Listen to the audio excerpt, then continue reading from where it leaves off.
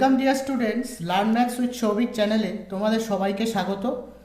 আজকে তোমাদের করাবো দেখো জীবন বিজ্ঞান নবম শ্রেণী পূর্ণবান 50, অর্থাৎ 50 মার্কসের যে নতুন মডেল অ্যাক্টিভিটি টাস্ক দিয়েছে অক্টোবরে, সেইটা নিয়ে। এটাই তোমাদের শেষ মডেল অ্যাক্টিভিটি টাস্ক, এটাকে পার্ট 8 বলতে পারো, পার্ট 8।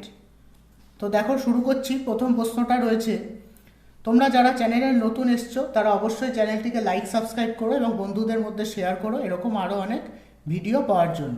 দেখো প্রথম প্রশ্নটা কি বলছে, প্রতিটি প্রশ্নের সঠিক উত্তরটি নির্বাচন করে তার ক্রমিক সংখ্যা সহ বাক্যটি সম্পূর্ণ করে লেখো। তোমরা প্রথমে প্রশ্নটা এই পুরো বাক্যটা লিখবে, লিখে ড্যাশ দিয়ে কোন অপশানটা হবে সেইটা উত্তর লিখবে। আমি শুধু উত্তর কোনটা হবে সেটা দেখিয়ে দিচ্ছি তোমাদের। তো প্রথমটা হবে, দেখো কি বলেছে, যে পর্বের প্রাণীদের দেহে কোলোপ্লাস্ট কোষ দেখা যায় তা শনাক্ত করো। কোলোপ্লাস্ট কোষ দেখা যায় হচ্ছে টিনোফোরা পর্বের প্রাণীদের মধ্যে, ঠিক আছে? তাহলে অপশান গ হবে এটার অ্যান্সার। পরের কোশ্চেনটা দেখো, নিচের বক্তব্যগুলি পড়ো এবং সঠিক বক্তব্যটি চিহ্নিত করো। কোনটা সঠিক সেটা চিহ্নিত করতে বলেছে, ঠিক আছে? প্রথমে দেখো, কন্ড্রিকথিক শ্রেণীর অন্তর্গত প্রাণীদের অন্তঃকঙ্কাল অস্থি দিয়ে তৈরি। টেরিডোফাইটার প্রধান উদ্ভিদ দেহটি লিঙ্গধর। মোলাস্কা পর্বের অন্তর্গত প্রাণীদের দেহ খণ্ডিত।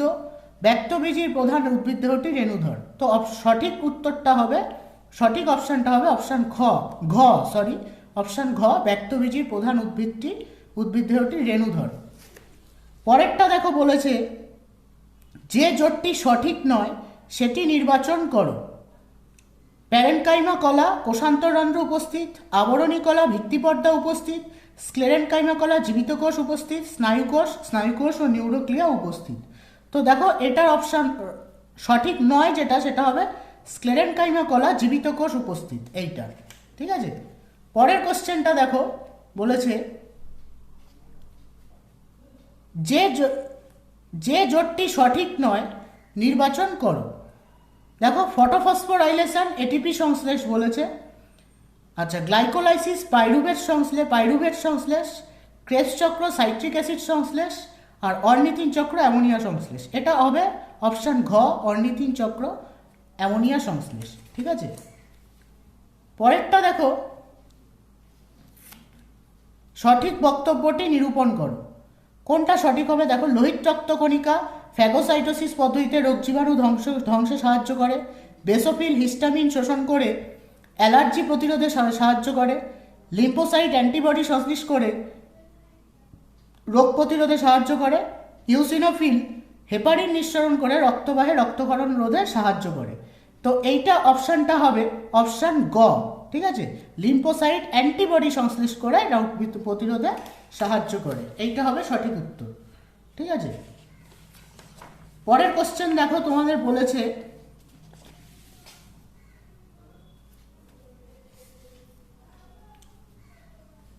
প্রজাপতির রেচন অঙ্গটি চিহ্নিত করো। নেফ্রিডিয়া, ম্যালপিজিয়ান নালিকা, ফ্লেম কোষ আর বৃক্ক। প্রজাপতির রেচন অঙ্গটি হলো ম্যালপিজিয়ান নালিকা, ঠিক আছে? বাষ্পমোচন সংক্রান্ত সঠিক বক্তব্যটি নিরূপণ করো।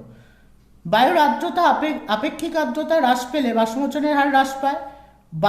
বায়ু প্রবাহ বৃদ্ধি পেলে বাষ্পমোচনের হার বৃদ্ধি পায়। আলোর তীব্রতা বৃদ্ধি পেলে বাষ্পমোচনের হার হ্রাস পায়। আর পরিবেশের তাপমাত্রা হ্রাস পেলে বাষ্পমোচনের হার বৃদ্ধি পায়। এর মধ্যে সঠিক হবে বায়ু প্রবাহ বৃদ্ধি পেলে বাষ্পমোচনের হার বৃদ্ধি পায়, ঠিক আছে?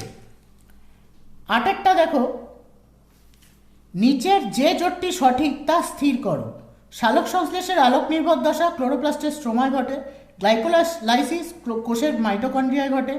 রসের উৎস জাইলেম কলা, আর সালোক সংশ্লেষের আলোক নিরপেক্ষ দশা হচ্ছে ক্লোরোপ্লাস্টের গ্রানা।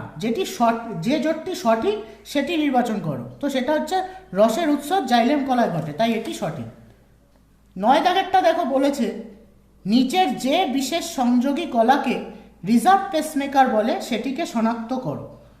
এসএ নোট, পার্কেনজি তন্তু, হিজের বান্ডিল আর এভি নোট। অপশান ক হবে এসএ নোট, ঠিক আছে? আচ্ছা পরেরটা দেখো, নিচের বাক্যগুলোতে শূন্যস্থানগুলোতে উপযুক্ত শব্দ বসাও।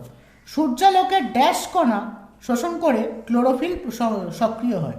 সূর্যালোকের ফোটন কণা হবে। এটা তোমরা আগের মডেল অ্যাক্টিভিটি টাস্কও পেয়ে যাবে, অনেক কোশ্চেনই কমন আছে। এ গ্রুপের রক্তে, ব্যক্তির রক্তে ড্যাশ অ্যাগ্লুটিনিন থাকে, বিটা অ্যাগ্লুটিনিন থাকে। তোমরা বিটা সাইন দিতে পারো অথবা বিটা কথাতেও লিখতে পারো, যা খুশি, ঠিক আছে। পেঁপে গাছের তরুক্ষীরে ড্যাশ নামক উৎসেচক থাকে যা প্রোটিন পরিপাকে সাহায্য করে, এটা হবে প্যাপাইন, প্যাপাইন থাকে, ঠিক আছে। তারপরে দেখো সত্য মিথ্যা নিরূপণ করো। 3-এর 1-একটা বলেছে নানা জৈব অণু মিশ্রিত সমুদ্রের গরম জলকে বিজ্ঞানী সিডনি ফক্স হট ডাইলিট স্যুপ নামে অভিহিত করেন, এটা মিথ্যা হবে, ঠিক আছে, এটা মিথ্যা হবে। প্রোটিস্টা জাতীয় জীবেদের কোষ এক প্রোক্যারিওটিক প্রকৃতির হয়, এটাও মিথ্যা হবে। নাইট্রোজেনযুক্ত ক্ষার পেন্টোজ শর্করা ও ফসফেট মূলক দিয়ে নিউক্লিওটাইড গঠিত হয়, এটা সত্য হবে, ঠিক আছে, এটা সত্য হবে। পরেরটা দেখো কি বলেছে, এ স্তম্ভে দেওয়া শব্দের সঙ্গে বি স্তম্ভে দেওয়া সর্বাপেক্ষা উপযুক্ত শব্দটির সমতা বিধান করে উভয় স্তম্ভের ক্রমিক নম্বর উল্লেখ সহ সঠিক জোটটি পুনরায় লেখো। এই এ স্তম্ভটা লিখবে, তার পাশে যে অ্যান্সারটা যাবে সঠিক উত্তর সেইটা তোমরা অপশানে লিখবে। আমি এখানে দাগ দিয়ে বুঝিয়ে দিচ্ছি কোনটা হবে। এথেরোস্ক্লেরোসিস হবে বিপাকীয় সমস্যাজনিত রোগ, ঠিক আছে, এথেরোস্ক্লেরোসিস। আচ্ছা, পতঙ্গ হবে ট্রাকিয়া, পতঙ্গদের শ্বাসঙ্গ নাম হচ্ছে ট্রাকিয়া হয়। আর পত্ররন্ধ্র হবে রক্ষীকোষ, পত্ররন্ধ্র, ঠিক আছে। তো তোমরা এথেরোস্ক্লেরোসিস লিখে অপশান সি দিয়ে এখানে লিখবে বিপাকীয় সমস্যাজনিত রোগ, পতঙ্গদের লিখে এখানে এ দিয়ে ট্রাকিয়া দেবে, পত্ররন্ধ্র লিখে এখানে বি দিয়ে রক্ষীকোষ লিখবে, আর ডি দিয়ে ফুলকা, এটা কোনো কিছুর সাথে যাচ্ছে না, এটা এমনি লিখে রেখে দেবে, ঠিক আছে। আচ্ছা, নেক্সট কোশ্চেন দেখো, তোমাদেরকে বলেছে 5 দাগের কোশ্চেনগুলো একটি শব্দে বা একটি বাক্যে উত্তর দাও। ভাজক কলার একটি কাজ লেখো। দেখো, ভাজক কলার একটি কাজ, ভাজক কলার কোষগুলি ক্রমাগত মাইটোসিস প্রক্রিয়ায় বিভাজিত হয়ে কোষের সংখ্যা বৃদ্ধি করে ও উদ্ভিদ অঙ্গের বৃদ্ধি ঘটায়, ঠিক আছে, ভাজক কলার একটি কাজ। তারপর দেখো বি সদৃশ শব্দটি বেছে লেখো। এর মধ্যে বি সদৃশ শব্দটি হবে লাইপেজ, ঠিক আছে, লাইপেজ। নিচে সম্পর্কযুক্ত একটি শব্দ জোড় দেওয়া আছে, প্রথম জোড়টির সম্পর্ক বুঝে দ্বিতীয় জোড়টির শূন্যস্থানে উপযুক্ত শব্দ বসাও।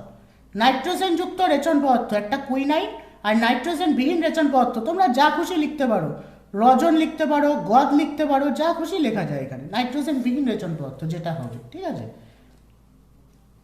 আচ্ছা, তারপর দেখো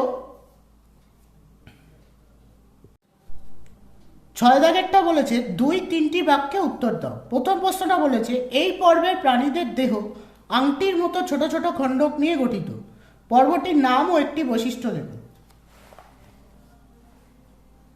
লিখবে এই পর্বের প্রাণীদের দেহ আংটির মতো ছোট ছোট খণ্ডক নিয়ে গঠিত, পর্বটির নাম হলো অ্যানিলিডা বা অঙ্গুরিমল, ঠিক আছে। পর্বটির একটি বৈশিষ্ট্য কি, রক্ত সংবহন তন্ত্র বদ্ধ প্রকৃতির হয়, একটা বৈশিষ্ট্য বলেছে, তাই এটাই লিখে দেবে। পরের কোশ্চেন বলেছে দেখো এন্ডোপ্লাজমীয় জালিকার 2টি কাজ লেখো, অর্থাৎ ইআর, এন্ডোপ্লাজমিক রেটিকিউলাম। দেখো 2টি কাজ, ইআর কোষের সাইটোপ্লাজমীয় কাঠামো গঠন করে প্রোটোপ্লাজমকে যান্ত্রিক দৃঢ়তা প্রদান করে। 2 নম্বর হচ্ছে মসৃণ ইআর ফ্যাট সংশ্লেষ করে, ঠিক আছে। তারপর দেখো উদ্ভিদের ক্ষেত্রে পরজীবীয় ও মিথজীবীয় পুষ্টির 2টি পার্থক্য উল্লেখ করো। দেখো উদ্ভিদের পরজীবীয় পুষ্টি আর উদ্ভিদের মিথজীবীয় পুষ্টি। 1 নম্বর পয়েন্ট, এই পদ্ধতিতে উদ্ভিদ অন্য উদ্ভিদ থেকে খাদ্যরস শোষণ করে পুষ্টি সাধন করে, আর এই পদ্ধতিতে 2টি উদ্ভিদ একত্রে বসবাস করে পুষ্টি প্রক্রিয়া সম্পন্ন করে। 2 নম্বর হচ্ছে এরা পোষকের ক্ষতি করে নিজেরা উপকৃত হয়, এক্ষেত্রে উভয়জীবী পরস্পরের দ্বারা উপকৃত হয়, কেউ কারো ক্ষতি করে না, ঠিক আছে। আচ্ছা, নেক্সট কোশ্চেন দেখো, বলেছে সৌরশক্তির আবদ্ধকরণ ও রূপান্তরে সালোক সংশ্লেষের ভূমিকা ব্যাখ্যা করো। দেখো এটা তোমাদের বই থেকে দেখিয়ে দিচ্ছি, এই জায়গায় তোমরা পেয়ে যাবে। সৌরশক্তির আবদ্ধকরণ ও খাদ্যের মধ্যে শৈতিক শক্তিতে রূপান্তরে সূর্যই সকল শক্তির মূল উৎস, এটা আগের মডেল অ্যাক্টিভিটি টাস্কেও ছিল, আমি করে দিয়েছিলাম। একমাত্র সবুজ উদ্ভিদরাই পারে সৌরশক্তিকে আবদ্ধ করে বিভিন্ন জৈবনিক কার্যে ব্যবহার করতে। সালোক সংশ্লেষের সময় সবুজ উদ্ভিদ সৌরশক্তিকে রাসায়নিক শক্তিতে রূপান্তরিত করে এটিপি অণুর মধ্যে আবদ্ধ করে, পরে সেই শক্তি উৎপন্ন খাদ্যের মধ্যে স্থৈতিক শক্তি রূপে সঞ্চিত হয়। প্রাণীকুল সবুজ উদ্ভিদ থেকে খাদ্যের মাধ্যমে শক্তি সংগ্রহ করে, অর্থাৎ গৃহীত খাদ্যমধ্যস্থ স্থৈতিক শক্তি প্রাণীদের দেহকোষে খাদ্যের জারণ প্রক্রিয়ায় গতিশক্তি উৎপন্ন করে। গতিশক্তি জীবদেহের বিভিন্ন জৈবনিক ক্রিয়াকে নিয়ন্ত্রিত করে। এইভাবে প্রত্যক্ষ বা পরোক্ষভাবে সবুজ উদ্ভিদ পৃথিবীর সমস্ত প্রাণীকে শক্তির যোগান দেয়। ঠিক আছে, নেক্সট কোশ্চেনটা দেখো, বলেছে তোমাদের মুখবিবরে কিভাবে শর্করা জাতীয় খাদ্যের পরিপাক হয় তা বিশ্লেষণ করো। দেখো দেখো এই জায়গাটা, এই দুটো পয়েন্ট লিখতে হবে। মুখবিবরে দু রকম পদ্ধতি, একটা চর্বণ আর একটা পেরিস্টলসিস। চর্বণে কি বলছে, মুখবিবরে খাদ্যবস্তু গৃহীত হলে খাদ্যকে ভালো করে চর্বণ করতে হয়, ফলে খাদ্যবস্তু ক্ষুদ্র ক্ষুদ্র অংশে পরিণত হয়। চর্বণকালে খাদ্যের সঙ্গে লালা মিশ্রিত হয়। খাদ্যের কণা যত সূক্ষ্ম হবে ততই তার পরিপাক সহজ হবে, অর্থাৎ উৎসেচকের সঙ্গে খাদ্যের বিক্রিয়া ঘটবে। আর বি নম্বর অপশানটা হবে, বা 2 নম্বর অপশানটা পয়েন্টটা পেরিস্টলসিস। চর্বিত লালা মিশ্রিত খাদ্যবস্তু গলাধঃকরণ হলে খাদ্য পৌষ্টিক নালীর বিভিন্ন অংশে স্থানান্তরিত হয়। পেরিস্টলসিস চলনের ফলে খাদ্যবস্তু পরিপাক নালীর এক স্থান থেকে অপর স্থানে যায়। পেরিস্টলসিসের ফলে খাদ্যের সঙ্গে পাচকরস মিশ্রিত হয়, তখন খাদ্য পরিপাক সহজ হয়। খাদ্যবস্তুর বিচলন যেভাবে ঘটে, অ্যারো দিয়ে দেখিয়ে দেবে। খাদ্যবস্তু প্রথমে মুখবিবর, তারপর গ্রাসনালীতে আসে, গ্রাসনালীতে পাকস্থলী, দেন ক্ষুদ্রান্ত লাস্টে। ঠিক আছে, আচ্ছা নেক্সট কোশ্চেনটা দেখো, কোষ থেকে কোষে পরিবহনে ব্যাপনের ভূমিকা ব্যাখ্যা করো। দেখো, পত্ররন্ধ্র বা লেন্টিসেল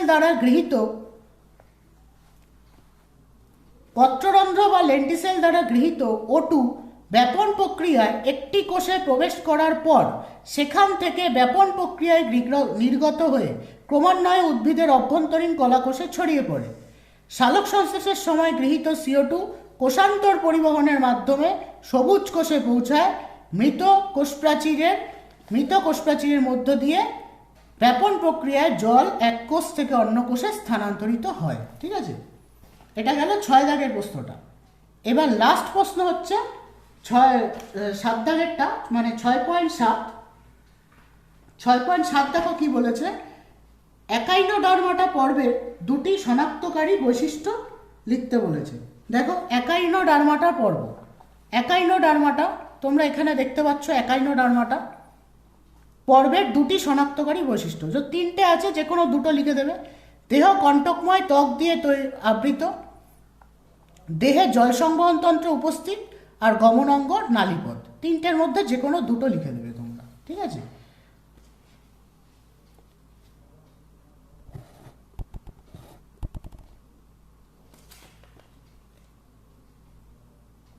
পরের 7 দাগের কোশ্চেনগুলো বলেছে। দেখো, 7-এর 1-একটা দেখো, মানব দেহে যকৃতের অবস্থান ও 2টি ভূমিকা উল্লেখ করো।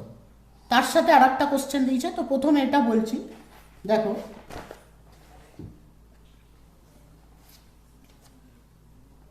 মানব দেহে যকৃতের অবস্থান। মানব দেহে উদর গহ্বরের উপরের ডান দিকে, মধ্যচ্ছদার ঠিক নিচে এবং ডান দিকের নিচের পাঁজরগুলির পেছনে যকৃতের অবস্থান। যকৃতের 2টি ভূমিকা। পৌষ্টিক নালী থেকে আগত পুষ্টি পদার্থ সমৃদ্ধ রক্ত সারা দেহে সরবরাহের আগে যকৃতে শোষিত হয়, আর বিভিন্ন রাসায়নিক পদার্থের বিষক্রিয়া নাশে যকৃৎ গুরুত্বপূর্ণ ভূমিকা পালন করে। ঠিক আছে, এর সাথে যে কোশ্চেনটা ছিল, দেখো, নিম্নলিখিত বৈশিষ্ট্যের ভিত্তিতে জাইলেম ও ফ্লোয়েমের মধ্যে পার্থক্য লেখো। উপাদান আর কাজ, এই 2টো পয়েন্টের ভিত্তিতে জাইলেম ও ফ্লোয়েমের পার্থক্য লিখতে হবে। তো তোমরা উপাদান আর কাজ, এই 2টো পয়েন্ট বলেছে। জাইলেমের উপাদানগুলি হলো ট্রাকিয়া, ট্রাকিট, জাইলেম প্যারেনকাইমা আর জাইলেম তন্তু। ফ্লোয়েমের উপাদানগুলি হলো সিপকোষ, সিপনল, সঙ্গীকোষ, ফ্লোয়েম প্যারেনকাইমা আর ফ্লোয়েম তন্তু। কাজ, জাইলেমের মাধ্যমে মূলরম দ্বারা শোষিত জল ও জলে দ্রবীভূত খনিজ লবণ ঊর্ধ্বমুখে বাহিত হয়, অর্থাৎ জাইলেমের মাধ্যমে ঊর্ধ্বমুখী সংবহন ঘটে। আর ফ্লোয়েমের মাধ্যমে পাতায় উৎপন্ন তরল খাদ্য নিম্নাভিমুখ হয়ে পরিবাহিত হয়, অর্থাৎ ফ্লোয়েমের মাধ্যমে নিম্নমুখী পরিবহন ঘটে। ঠিক আছে, পরের কোশ্চেনটা বলেছে দেখো, উদ্ভিদের দেহে কোনো নির্দিষ্ট রেচনাঙ্গ থাকে না। উদ্ভিদের দেহে কোনো নির্দিষ্ট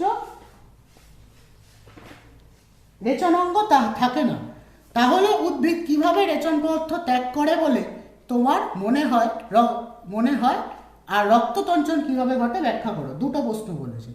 তো দেখো ফার্স্টেরটা আগে, উদ্ভিদের রেচন পদ্ধতি, এই জায়গাটা বেশিরভাগ উদ্ভিদ রেচন পদার্থ অপসারণ করতে পারে না। তারা রেচন পদার্থগুলিকে বিভিন্ন কেলাস ও কোলয়েড রূপে বিভিন্ন অঙ্গে বিভিন্নভাবে জমিয়ে রাখে। কতিপয় উদ্ভিদ প্রধানত পত্রমোচন, বাকলমোচন আর ফলমোচন। পত্রমোচন মানে পাতা ঝরিয়ে, বাকলমোচন মানে ছাল বা যে ছাল ত্যাগ করে, আর ফলমোচন মানে ফল ত্যাগ করে তাদের রেচন পদার্থগুলিকে অপসারণ করে। প্রথম পয়েন্ট হচ্ছে দেখো পত্রমোচন। পর্ণমোচী উদ্ভিদ যেমন শিমুল, শিরীষ, আমড়া, অশ্বত্থ ইত্যাদি বছরের নির্দিষ্ট ঋতুতে পত্রমোচন করে পাতায় সঞ্চিত রেচন পদার্থ ত্যাগ করে। বহুবর্ষজীবী চিরহরিত উদ্ভিদ সারা বছর ধরে অল্প বিস্তর পাতা ঝরিয়ে রেচন পদার্থ ত্যাগ করে। বাকলমোচন কারা করে দেখো, কোনো কোনো উদ্ভিদ যেমন অর্জুন, পেয়ারা ইত্যাদি গাছ বাকল বা ছাল মোচনের মাধ্যমে ত্বকে সঞ্চিত রেচন পদার্থ ত্যাগ করে। আচ্ছা, ফলমোচন দেখো, লেবু, তেঁতুল, আপেল ইত্যাদি ফলের ত্বকে বিভিন্ন জৈব অ্যাসিড যেমন citric acid, tartaric acid, malic acid রেচন পদার্থ হিসেবে সঞ্চিত থাকে। ওই সব উদ্ভিদ পরিণত ফলমোচন করে দেহ থেকে রেচন পদার্থ অপসারণ করে। ঠিক আছে, আচ্ছা নেক্সট কোশ্চেনটা ওর সাথে বলেছিল রক্ততঞ্চন কিভাবে ঘটে, তাই তো? দেখো রক্ততঞ্চন কিভাবে ঘটে, অর্থাৎ রক্ততঞ্চনের বিভিন্ন ধাপ। দেখো রক্ততঞ্চনের বিভিন্ন পর্যায়। প্রথম ধাপ, আঘাতপ্রাপ্ত স্থান থেকে এবং ভাঙা অনুচক্রিকা থেকে থ্রম্বোপ্লাস্টিন নিঃসৃত হয়। এই থ্রম্বোপ্লাস্টিন ক্যালসিয়াম আয়নের সঙ্গে যুক্ত হয়ে বা মিলিত হয়ে প্রথ্রম্বিনেজ নামক এনজাইম গঠন করে বা উৎসেচক। থ্রম্বোপ্লাস্টিন প্লাস Ca++ আয়ন তার সাথে যুক্ত হয়েছে, তৈরি হচ্ছে প্রথ্রম্বিনেজ নামক একটা উৎসেচক। দ্বিতীয় ধাপ, প্রথ্রম্বিনেজ হেপারিনের ক্রিয়া বিনষ্ট করে এবং প্রথ্রম্বিনকে থ্রম্বিনে পরিণত করে, অর্থাৎ প্রথ্রম্বিনেজ উৎসেচকের সাহায্যে থ্রম্বিনে পরিণত হচ্ছে। ঠিক আছে, তৃতীয় ধাপ লাস্ট স্টেজ, থ্রম্বিন ফাইব্রিনোজেনের সঙ্গে যুক্ত হয়ে বা মিলিত হয়ে ফাইব্রিন গঠন করে। ফাইব্রিন জালিকায় রক্ত কণিকাগুলি আটকে যায় এবং থলথলে তঞ্চিত পদার্থ বা ক্লট গঠন করে। ঠিক আছে, এটা হলো রক্ততঞ্চনের বিভিন্ন পর্যায়। এর পরের কোশ্চেনটা দেখো বলেছে মানবদেহে মূত্র সৃষ্টিতে নেফ্রনের ভূমিকা। দেখো মূত্র সৃষ্টিতে নেফ্রনের ভূমিকা, এটা একটা বড় কোশ্চেন এবং খুব ইম্পর্টেন্ট কোশ্চেন। মূত্র সৃষ্টিতে নেফ্রনের ভূমিকা। বৃক্কের নেফ্রনে মূত্র উৎপন্ন হয়। মূত্র উৎপাদনের পদ্ধতিগুলি হল রক্তের পরাপরিস্রাবণ, নেফ্রনের গ্লোমেরুলাস পরাপরিস্রাবক রূপে কাজ করে। রেচন পদার্থযুক্ত রক্ত অন্তর্মুখী ধমনিকা দিয়ে গ্লোমেরুলাসে প্রবেশ করে। অন্তর্মুখী ধমনিকা অপেক্ষা গ্লোমেরুলাসের জালকের প্রাচীরের ব্যাস খুব কম হওয়ায় গ্লোমেরুলাসে রক্তচাপ বেড়ে যায়, ফলে রক্তের জলীয় অংশ পরিস্রুত হয়ে ব্যাওম্যানুস ক্যাপসুলের গহ্বরে প্রবেশ করে। অপরিস্রুত তরল বহির্মুখী ধমনিকা দিয়ে রক্তে ফিরে যায়। গ্লোমেরুলাস পরিস্রুত তরলে জল ও জলে দ্রবীভূত পদার্থ যেমন urea, uric acid, creatinine, amino acid, glucose, sodium, potassium, vitamin ইত্যাদি থাকে, কিন্তু প্রোটিন ও ফ্যাট থাকে না। প্রতি মিনিটে বৃক্কের মাধ্যমে 125 ml রক্ত পরিস্রুত হয়। 2 নম্বর পয়েন্ট দেখো, আয়নের সক্রিয় পুনঃশোষণ। ব্যাওম্যানুস ক্যাপসুল থেকে পরিস্রুত তরল পরাসংবর্ত নালিকায় প্রবেশ করে। এখানে পরিস্রুত তরলের নির্বাচিত অংশ পুনর্বিশোষিত হয়ে রক্তে প্রবেশ করে আবার শোষিত হয়। উল্লেখ্য, বিভিন্ন আয়নের পুনর্বিশেষণ সক্রিয় পদ্ধতিতে ঘটে। বৃক্কীয় নালিকার যেসব পদার্থের পুনর্বিশেষণ সম্পন্ন হয় সেগুলি হল glucose, amino acid, vitamin, hormone, sodium, potassium, chloride, phosphate, bicarbonate ও জল ইত্যাদি। পিটুইটারি থেকে ক্ষরিত এডিএইচ হরমোন জলের পুনর্বিশেষণে প্রধান ভূমিকা নেয়। এডিএইচ হরমোনের প্রভাবে জলের পুনর্বিশেষণ হয় না, ফলে ঘন ঘন মূত্রত্যাগ হতে থাকে। একে ডায়াবেটিস ইনসিপিডাস বা শর্করাবিহীন বহুমূত্র রোগ বলে। ঠিক আছে, শেষ পয়েন্ট হচ্ছে দেখো, রেচন পদার্থের ক্ষরণ ও জলের নিষ্ক্রিয় পুনঃশোষণ। পুনর্বিশোষণের সময় থেকেই বৃক্কীয় নালিকার গাত্র থেকে কয়েকটি পদার্থ ক্ষরিত হয়ে মূত্রে মিশে যায়। এই সব ক্ষরিত পদার্থগুলি হল creatinine, hippuric acid, ammonia, urea, potassium, HCO3 ইত্যাদি। বৃক্কীয় নালীতে জল সক্রিয় পদ্ধতিতে পুনর্শোষিত হয়। গ্লোমেরুলাসে পরিশ্রুত হয়ে ক্ষরিত পদার্থ সহ যে তরল বৃক্ক থেকে গ্লোবিলিতে প্রবেশ করে তাকেই মূত্র বলে। ঠিক আছে, এটা একটা ব্রড কোশ্চেন বা বড় কোশ্চেন বলতে পারো খুব। তারপর দেখো বলেছে মানব দেহে লসিকার দুটি কাজ বা লসিকার দুটি ভূমিকা লেখো। দেখো লসিকার ভূমিকা তোমরা এখানে পেয়ে যাবে। লসিকার দুটো ভূমিকা এখানে চারটে আছে, যে কোনো দুটো লিখে দেবে। 1 নম্বর হচ্ছে লসিকা কলাকোষে পুষ্টি সরবরাহ করে। লসিকা রক্তজালক থেকে অক্সিজেনকে কলাকোষে সরবরাহ করে। লসিকায় শ্বেতকণিকা মধ্যস্থ লিম্ফোসাইট দেহে প্রতিরক্ষায় সাহায্য করে। আর লসিকা অন্ত্র থেকে ফ্যাট শোষণে সহায়তা করে। এই চারটের মধ্যে যে কোনো দুটো লিখে দেবে, তোমাদের দুটো কাজ বলেছে বা দুটো ভূমিকা। তো আজকে এই পর্যন্তই। এরকম আরও অনেক ভিডিও পেতে চ্যানেলটিকে অবশ্যই লাইক, সাবস্ক্রাইব করো এবং বন্ধুদের মধ্যে শেয়ার করো এবং পাশে থাকা বেল আইকনটি প্রেস করে নোটিফিকেশান অল করে রেখো। সবাই ভালো থেকো। Thank you.